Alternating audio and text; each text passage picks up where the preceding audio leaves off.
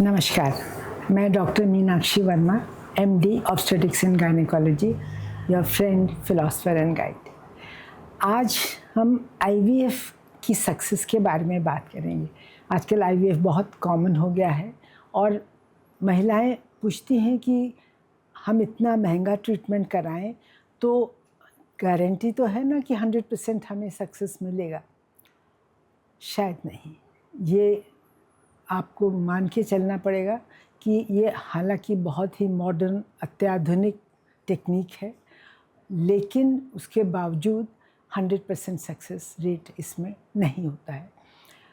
इसके बहुत सारे सक्सेस के जो नहीं हो पाता, जो फेलियर है, उसके कई कारण होते हैं जिसको हम लोग डिस्कस करेंगे। पहले तो जानते हैं कि सक्सेस रेट कितना होता है।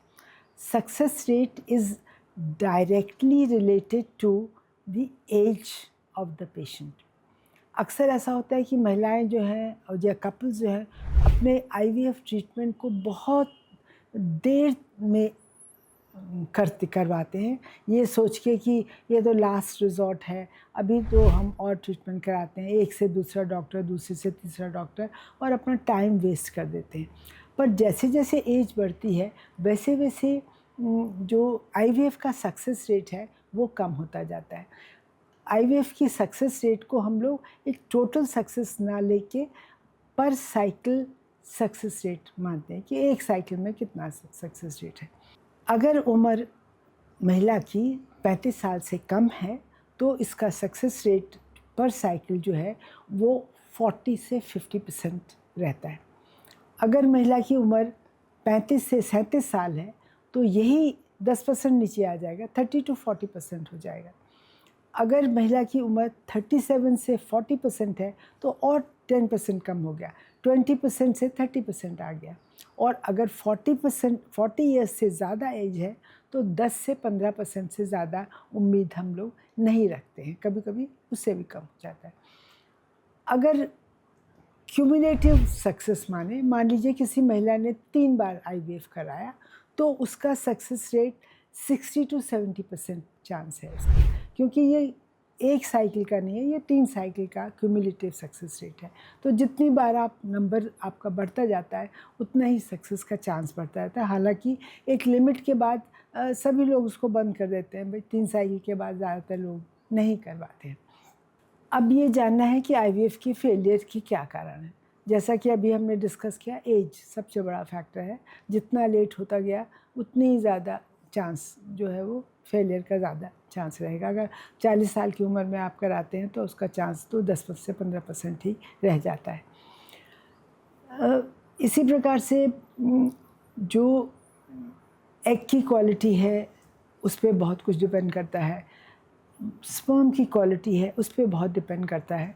जब हम लोग IVF के लिए किसी भी पेशेंट को लेते हैं तो जो स्पर्म्स हैं, जो उनका सीमन एनालिसिस है, वो ख़ास तौर से की जाती है और उस एक फ्रेगमेंटेशन टेस्ट होता है, वो करते हैं देखने के लिए कि कितने नॉर्मल हैं, किसमें जेनेटिकली एबनॉर्मल हैं, कितना और किस तरह का IVF ट्रीटमेंट ले रहे हैं। एक कुछ जो ज़्यादा मॉडर्न तरीके होते हैं उनमें हमने एक ही स्पर्म, जो हेल्दी स्पर्म्स है, उसको लेके पकड़ के और उसको एग के अंदर डालते हैं तो फिर नेचुरली सक्सेस रेट जो है वो ज़्यादा हो जाता है। तो ये किस टाइप का IVF हो रहा है इस पर भी काफ़ी कुछ डिपेंड करेगा कि सक्सेस रेट कैसा है। अगर पेल्विस में इन्फेक्शन है, यूट्रस में इन्फेक्शन है या पेल्विस में इन्फेक्शन है या एंडोमेट्रोसिस है या कुछ हाइड्रोसेल्पिंग्स बनी हुई है, तो ऐसे केसेस में हमेशा चांस कुछ इस तरह के समझ लीजिए जहरीले पदार्थ बनते रहते हैं जिससे कि वो इम्प्लांटेशन में प्रॉब्लम आती है और कंसेप्शन नहीं हो पाता है। कभी कभी ऐसा भी होता है, हालांकि रेयर ही होता है, कि सब कुछ ठीक है लेकिन बॉडी जो है महिला का उस एम्ब्रियो को इम्यूनोलॉजिकली रिजेक्ट कर देता है। Although it is not very common, but फिर भी ऐसा भी हो सकता है क्योंकि वो जो एम्ब्रियो है उसमें एक फॉरेन प्रोटीन है जो उस महिला के लिए बॉडी को सूट नहीं कर रहा है। लाइफस्टाइल फैक्टर्स, जो महिलाएं स्मोक करती हैं, ड्रिंक करती हैं, उनके लिए आईवीएफ सक्सेस होना काफ़ी कम है। जो बहुत ज़्यादा ओबीज़ हैं, जो बहुत ज़्यादा थिन हैं, बहुत ही कमज़ोर दुबली हैं, उनके लिए भी मुश्किल है। या कोई ड्रग्स का कोई सेवन करती हैं, इन सब महिलाओं के लिए हमेशा कंसेप्ट कंसीव करना बहुत मुश्किल होता है।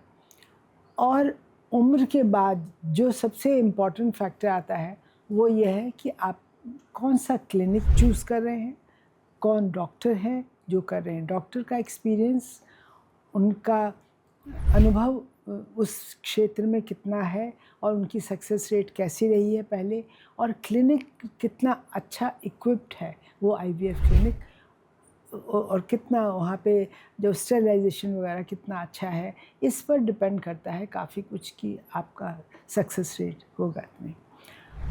तो जब भी आप आईवीएफ के लिए जाएं तो ये चीज़ें बहुत इम्पॉर्टेंट हैं जानने के लिए कि आपको पहले तो ये सब तो आपके डॉक्टर ही देखते हैं कि कोई हार्मोन इम्बैलेंस तो नहीं है और कोई प्रॉब्लम तो नहीं है, बीमारियां तो नहीं है, पर एक उम्र का ध्यान रखना है कि बहुत लेट नहीं जाना। जितनी जल्दी जाएंगे उतनी ही जल्दी आपको सक्सेस का चांस है। और दूसरी चीज़ ये है कि जब तक आप एक्सपीरियंस डॉक्टर या एक्सपीरियंस क्लिनिक के पे अच्छे क्लिनिक में नहीं जाएंगे तब तक भी चांस उसका कम है। बहुत अच्छी टेक्निक है और बहुत ज़्यादा लोगों को इससे हेल्प मिलती है। मुझे उम्मीद है कि आपको ये इन्फॉर्मेशन अच्छी लगी होगी। अगली हफ्ते फिर मिलेंगे एक नए टॉपिक के साथ। तब तक के लिए नमस्कार।